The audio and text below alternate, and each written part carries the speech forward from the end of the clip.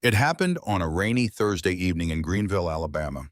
The kind of night where everything feels a little heavier, clouds hanging low, hearts hanging lower. I remember holding my son Elijah against my chest, his little body burning, up breath wheezing in and out like he was trying to breathe through a straw. We were sitting in the emergency room at Rosemont General, or more like surviving it. I didn't care about the cracked vinyl chairs or the flickering light in the corner.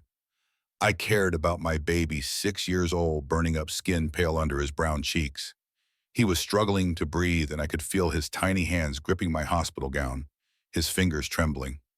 "Mama, it hurts," he whispered.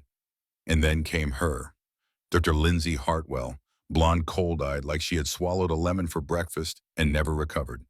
She pointed a finger at me like I was a roach that she just spotted crawling across her nice, sterile floor. "Ma'am, I told you already, sit down and stop making a scene," she snapped. I looked up, tired but polite. "He's in pain. He can't breathe." She rolled her eyes so hard I thought they might get stuck. "He's breathing enough to cry, isn't he?" she sneered. "People like you always show up demanding treatment like you paid for this hospital." People like me. That phrase hit harder than anything else in the room. I clutched Elijah tighter. Didn't say a word. I knew that tone, that attitude. I'd heard it in courtrooms and parking lots, in parent-teacher conferences, where no one expected much from the black mom in secondhand clothes. Behind her stood Officer Travis Boone, arms crossed, eyes sharp, leaning against the wall like a warning. His badge glinted under the cheap fluorescent light, his whole presence humming with that try-me energy. He wasn't there to protect. He was there to intimidate. "Lady, you need to calm yourself," he said, stepping forward. "You're disturbing the peace." "I'm asking for help," I replied softly. "My son can't breathe." Dr. Hartwell scoffed. "Every week it's the same story. You Medicaid mamas come in with fake emergencies just to jump the line. Go to county if you want to be dramatic. That is, if you can afford the bus fare." The waiting room went silent. Every single person, mostly white folks, looked down at their phones. No one said a word. No one helped. My little boy wheezed and whimpered in my arms, and still no one cared. I felt my chest tighten, not with fear, but with rage. But I swallowed it like I always do. Because if I exploded, they'd say, "See, she's one of those angry black women," and they'd be half a second from putting me in cuffs. But then Dr. Hartwell took it a step too far. "You keep running your mouth," she hissed, "and I'll have Officer Boone escort you out for loitering." We don't tolerate troublemakers, loitering, in a hospital, holding my sick child. That's what I had been reduced to, an unwanted presence, an inconvenience. Elijah started coughing again, deep, painful. I felt him stiffen in my arms.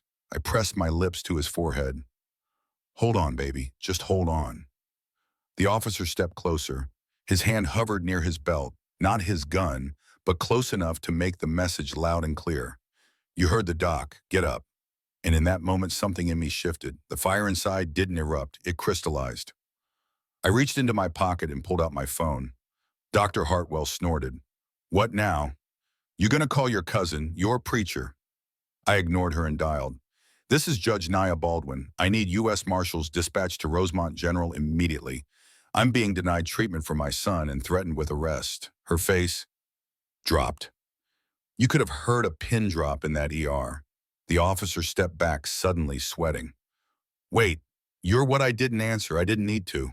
10 minutes later, those double doors slammed open and 3 U.S. Marshals walked in like thunder in dress shoes. The lead one, a tall black man with a scar that looked like it had a story, scanned the room. "Where is Judge Baldwin?" he said, voice like steel, wrapped in velvet. He didn't need to ask twice. The entire room turned and stared at me. I stayed seated, Elijah in my arms, still wheezing, still burning up, but safe now. The marshal walked over, softening his voice.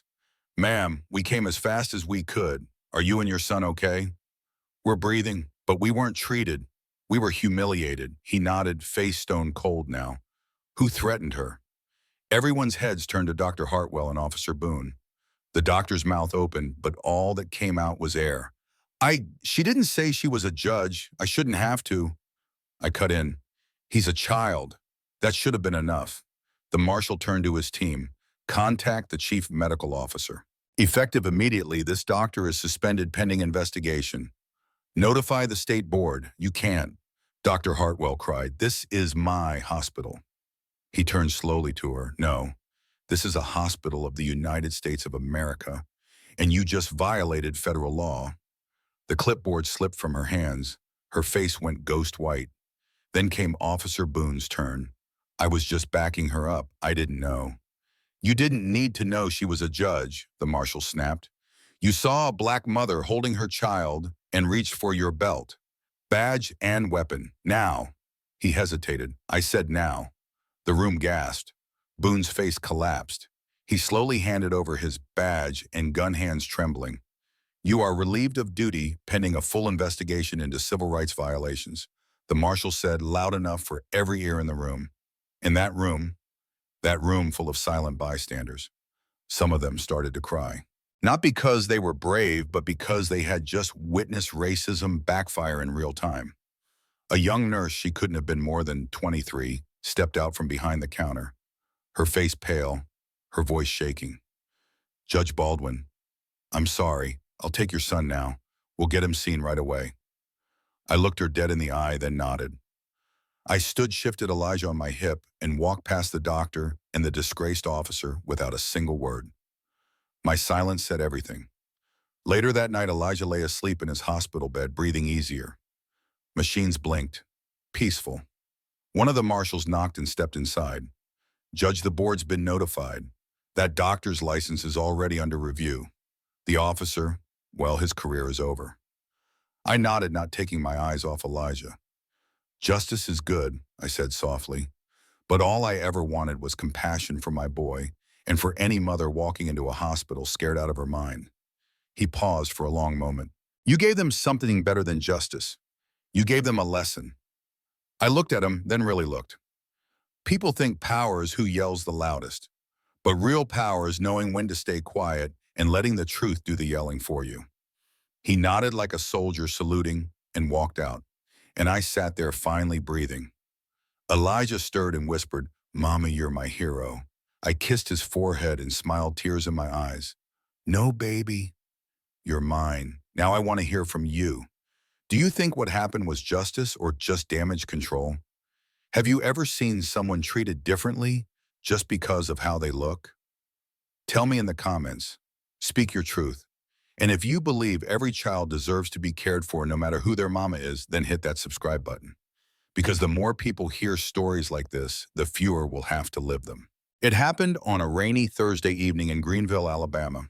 The kind of night where everything feels a little heavier, clouds hanging low, hearts hanging lower. I remember holding my son Elijah against my chest, his little body burning, up breath wheezing in and out like he was trying to breathe through a straw. We were sitting in the emergency room at Rosemont General, or more like surviving it.